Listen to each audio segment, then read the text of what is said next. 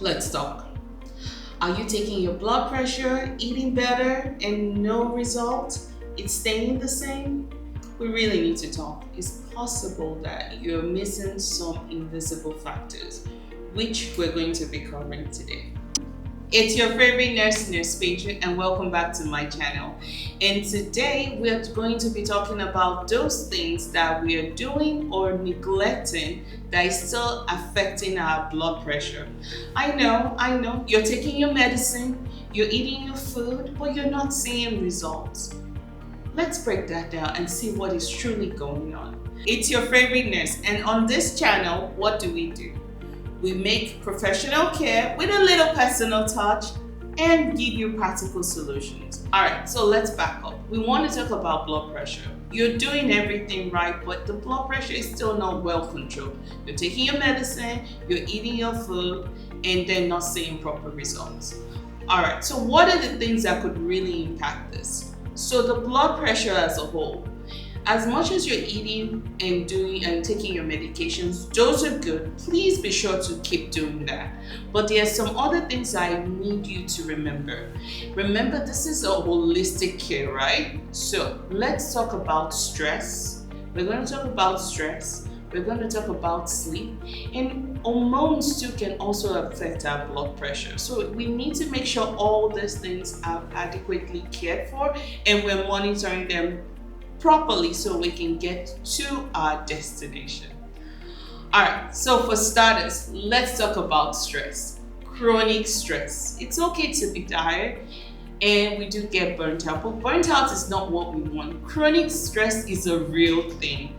And if it doesn't affect you today, it will affect you sometime. When can it affect? Anytime, and it can affect a whole lot of things. And I am pleading with my caregivers at this moment.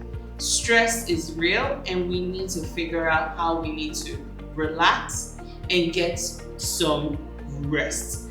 Sleeping enough is not just going to manage the stress, like just decompressing. What are you doing to relieve your stress? You can walk, you can pray, you can meditate, you can work on your breathing. We need to be very intentional and very active when it comes to stress because stress will deal with you if you don't deal with it. All right, so stress. Another thing we really need to focus on is our sleep. Sleep is a necessity. We need to get sufficient sleep. I hear people say, oh, I only need 5 hours, I only need 4 hours. What I'm hearing is I am able to survive despite my lack of sleep. We need quality sleep. And if we don't get enough sleep, that means our body is not able to recover appropriately, which will ultimately impact our blood pressure. And just talking about stress, I'm going to back up a little bit. When we don't deal with the stress, our body is always in high alert. That means we're in fight or fight mode most of the time. And caregivers are very notorious for being responsible for that. And when you're in that mode all the time, that means your body is always on the urge and ready to fight or ready to do something. It's not a good place to be 100% of the time. So we really need to make sure that we're looking at this and addressing this appropriately. All right, so we talked about the stress. Chronic stress is real. Don't take it for granted. And so is sleep. We need to make sure that we're sleeping properly. So we've talked about sleep and we've talked about stress. Another thing that can really impact our blood pressure is our blood sugar.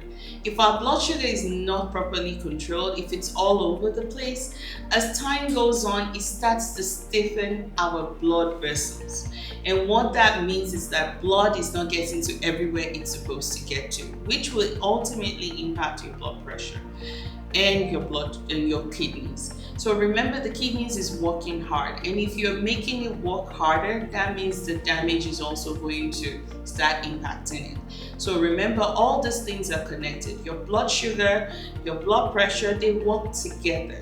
Everything eventually works and impacts the vessels, which will ultimately impact your kidney. And remember, these are all working together to work, to make your body healthy. Poor control of your blood pressure will affect your vessels. Poor control of your Blood sugar will affect your vessels.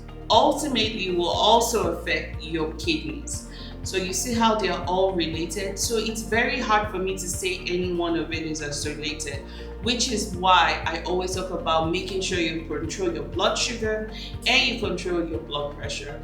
And more importantly, I want you to also protect your kidneys, because once you lose it, it's really hard to get it back. Prevention is always better than cure, and more importantly, prevention is always cheaper. So, that being said, let's recap. What are those things that might be impacting your blood pressure that is not properly controlled? I do want you to take some inventory of what you've been doing. Maybe it's time to go check your hormones with your provider, or look at your sleeping pattern, look at your stress pattern. I know some people, if you're not even a designated caregiver, if you're the strong one in the family that is responsible for everybody, making sure everything is where it's supposed to be, that means there's a whole lot of pressure to relate it to that, okay? So sleep, hormones, and check in with your provider.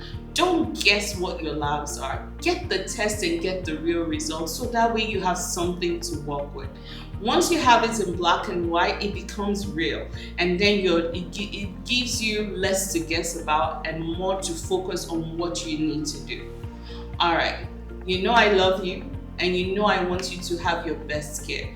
And on this channel, remember our focus is we're all work in progress, working to progress together. If you need some more help to help focus and plan, you can check out my journal below and maybe choose the journal for wellness edition to help you plan more appropriately and be more intentional as you go on this wellness journey. I hope you find this helpful, and be sure to share with someone that you think will benefit from this, and share, subscribe, and like, so that way I can hear from you and also know what type of topics you want to hear as time goes on. We need to make sure that we're focusing on this and not taking this very lightly. All right? So until next time, you know it's your favorite nurse, Peju. I want you to stay vibrant, stay healthy, and stay smiling. And I'll see you soon. Until next time.